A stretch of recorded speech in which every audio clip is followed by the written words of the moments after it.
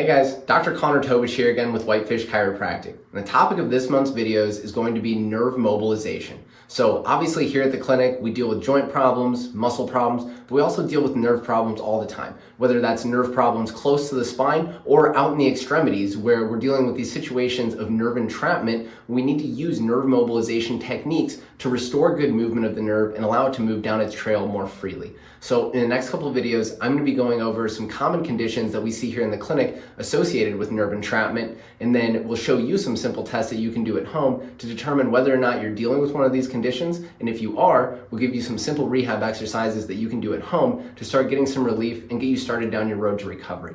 So the first condition that we're going to talk about is carpal tunnel syndrome. So your median nerve runs down your arm and goes through this bony little tunnel called your carpal tunnel, where it gives distribution into the palm and into the first 3.5 fingers. So you'll get your thumb, index, middle finger, and then the inside part of your ring finger.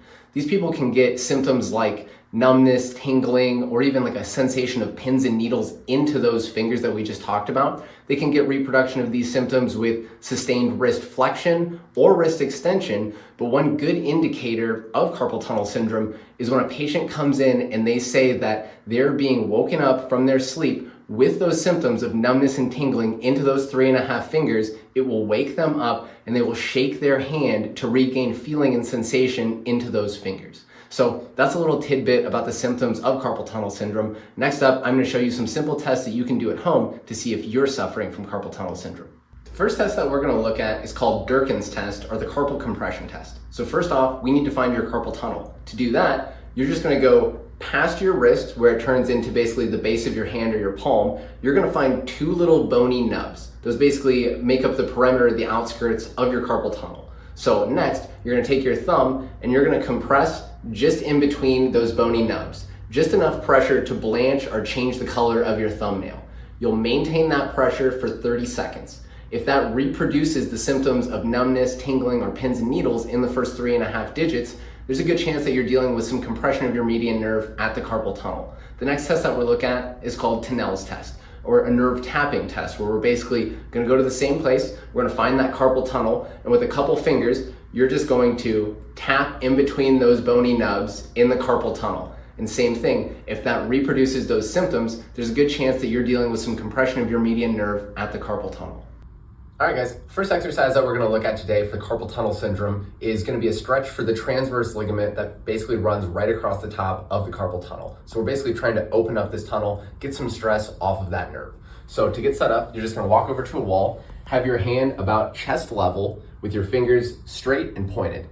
So from here, you're just going to pull your thumb backwards a little bit. You'll start to feel a good stretch in front of your wrist.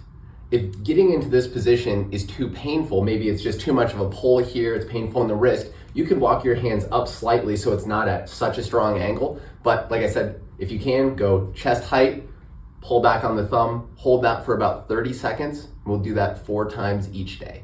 All right guys, next exercise we're going to look at for carpal tunnel syndrome is just going to be a stretch of the wrist flexors here in the front of the forearm. And we're going to do some cycles of contraction and relaxation. So you're basically just going to extend your arm, point your fingers down. With your other hand, you're going to pull down a little bit until you feel a gentle stretch here in these muscles. Once you get there, we'll hold for about 7 seconds. Next, we're going to go into that cycle of contraction. So we're going to activate these muscles really lightly, just like 1%, as if you're going to pull your fingers up towards the ceiling, but you're going to be blocking that motion with your other hand. So again, get to the point where you're feeling a little stretch, lightly activate. You'll hold that for about 5 seconds, then relax and take the slack out or see how much further you can go. I do 3 or 4 cycles of that about 3 times per day. All right guys, last exercise we're going to look at for carpal tunnel syndrome is just going to be a nerve floss. And nerves are basically just wires that go from our brain to different parts of our body. So when we're flossing them, we're just moving that nerve back and forth, trying to help it move better along its trail. So when we're moving the median nerve, initially we're going to relieve tension from our brain or from our head. So we're going to tip our head towards that side. Then with that, the problem side hand, you're going to reach out and back and point your fingers back. Then we're going to go the other way. So we'll bring this arm up towards the chest, then tip your head away.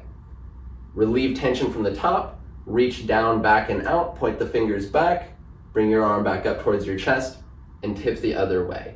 We'll do about 10 of those, and we'll do that twice per day.